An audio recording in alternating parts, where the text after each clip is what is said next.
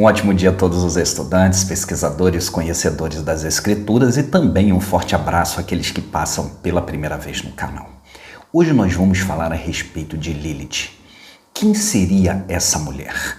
Algumas filosofias dizem que ela seria a rainha, a mãe dos demônios. Outras filosofias já dizem que ela seria a primeira mulher de Adão. Mas de fato, quem é Lilith? Será que existe algum registro bíblico a respeito dela ou é somente mais uma lenda e um mito a favor da fé? Mas antes eu te peço que, se você não se inscreveu no canal, se inscreva. Ative o sininho das notificações, dê o seu joinha, que é muito importante, compartilhe esse vídeo e nos siga no Instagram. Deixe ali a sua pergunta no direct. Eu me chamo Rony Leal, roda a vinheta.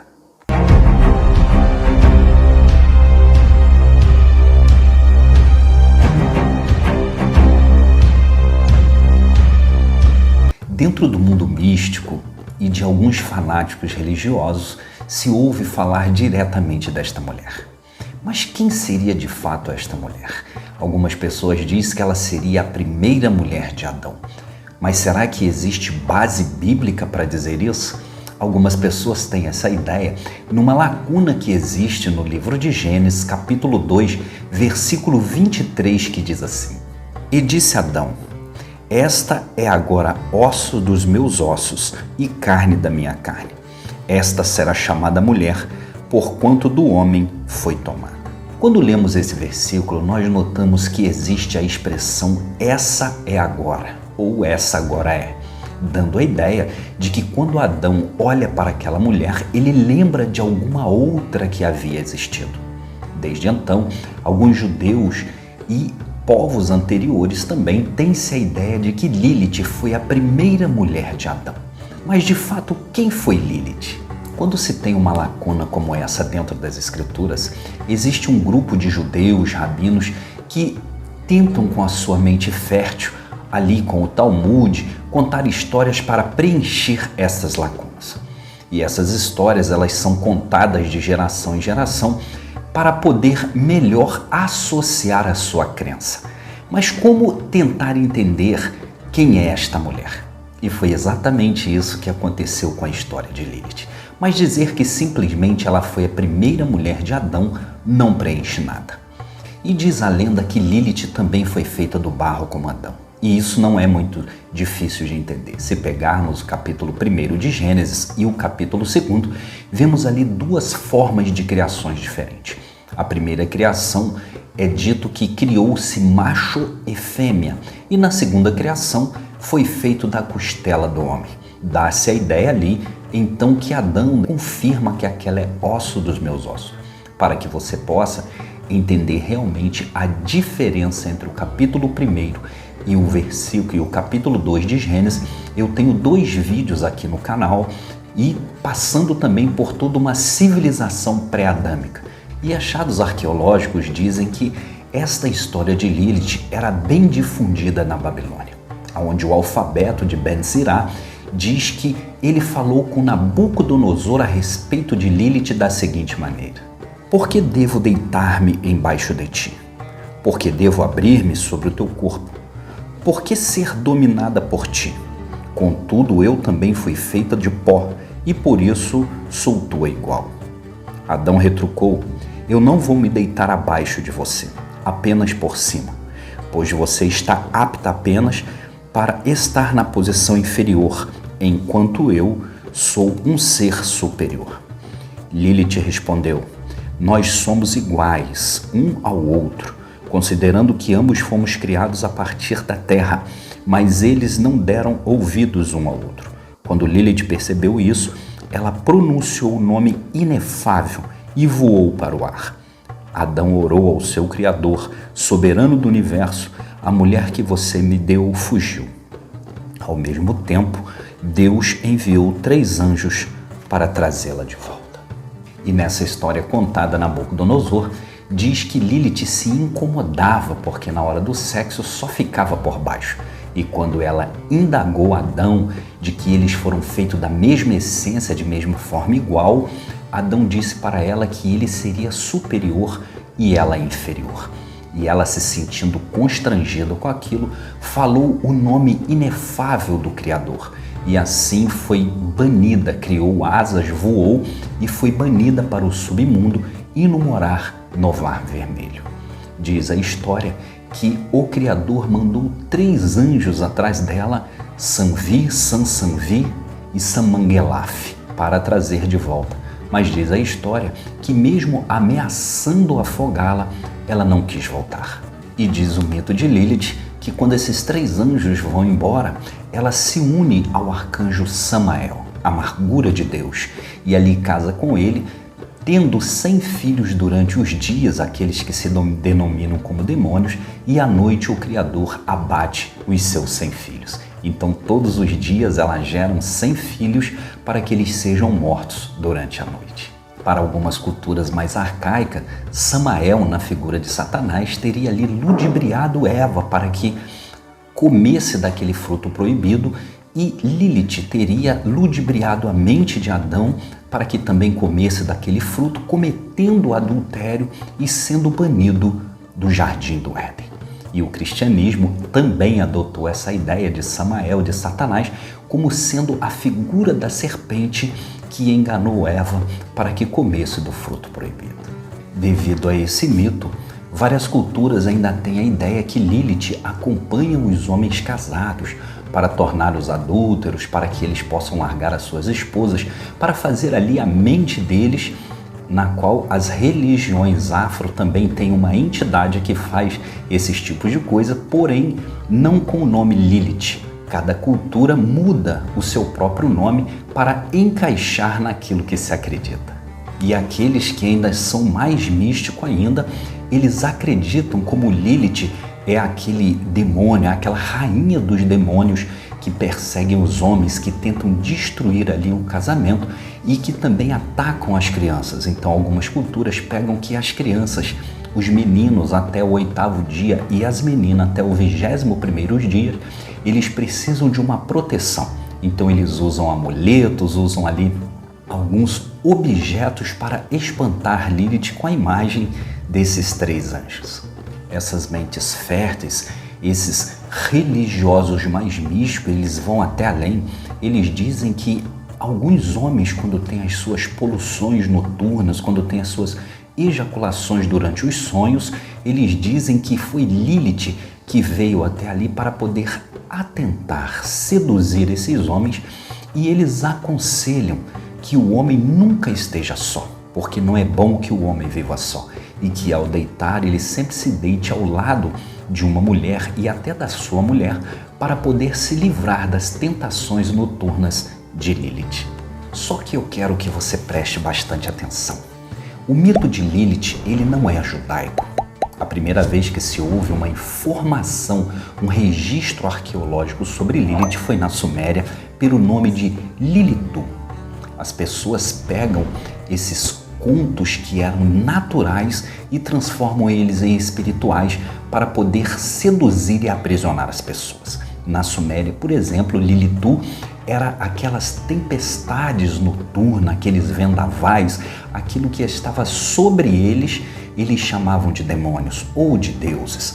E essas tempestades noturnas, esses ventos que causavam estragos, eles chamavam de Lilitu. E isso não é difícil de entender.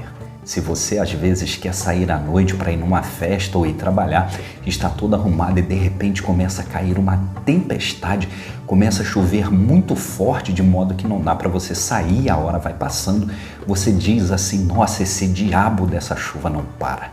Pronto, criou-se o diabo da chuva. Você simplesmente está colocando um adjetivo naquela chuva e lá na frente aquela chuva se personificou em um diabo, em um ser substantivo, e agora vai existir o diabo da chuva. Foi isso que aconteceu na Suméria.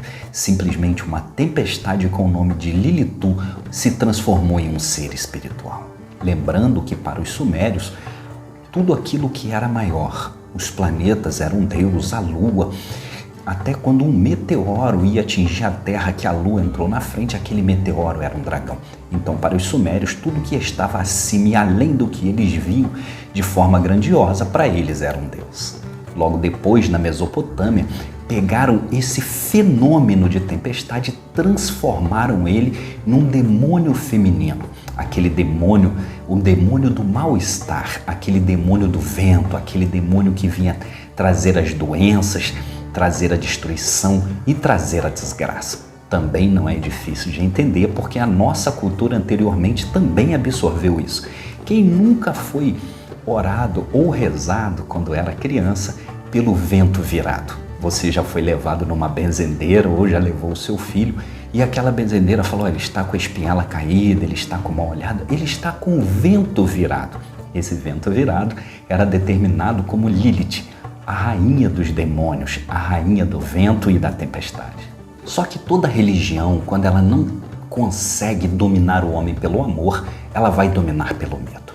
E as religiões antigas, elas continuam falando que Lilith é aquela que se rebelou, aquela que falou o nome de Deus para poder trazer a submissão das mulheres em relação ao homem. Como essas religiões mostram que a mulher é um ser inferior ao homem, se a mulher tenta lhe questionar a sua posição, ou se ela tenta às vezes ser pelo menos igual ao seu marido, igual ao homem, é dito para ela que ela quer ser a filha de Lilith, a rebelde, que ela não quer ser a submissa e que ela tem que aceitar para aquilo que ela foi criada. Prega-se um Criador que ama o ser humano, um Criador que quer só coisas boas para o ser humano, mas que se ele pronunciar o nome desse Criador, ele vai ser banido, ele vai ser destruído, assim como foi Lilith também retirado ali do Jardim do Éden e jogada no submundo. Espiritualizar os ventos e dizer que ela é Lilith, a rainha dos demônios, traz algo de bom para as religiões, porque mantém as mulheres em submissão, que nunca vai querer se rebelar contra o seu Criador e vive ali sendo inferior ao seu próprio marido, inferior aos homens, sendo que foi criado na igualdade. Nem sequer pode falar o nome do seu Criador com medo de ser uma filha de Lilith e ser banida para o submundo. E este demônio feminino, ele vem passando de geração em geração, desde a época que ele foi espiritualizado, saindo dos judeus e vindo até para a cultura grega. E ela ganhou uma representação pelas escrituras gregas do livro de Apocalipse, no capítulo 17, sobre aquela mulher sentada sobre a besta de escarlate.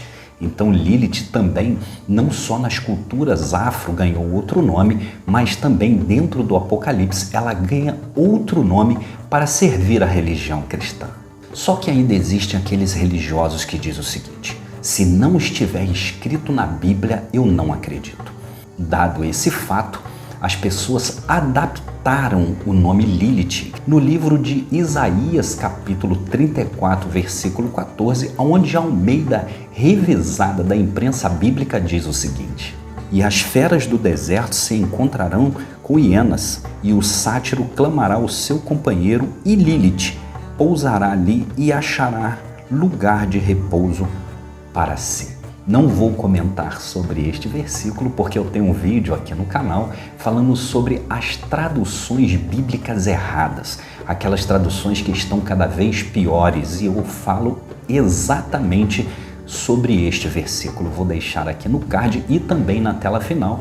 Não perca para você entender como foi colocada uma mística em cima do nome que representaria animais noturnos para dizer que era Lilith, um demônio, um fantasma, e trazer para a Bíblia aquele medo das pessoas. E mesmo que você diga assim: eu não acredito nisso ou naquilo, eu não acredito, eu não tenho crendices comigo. O cristianismo, ele também tem os seus demônios próprios, ele tem os seus demônios de estimação.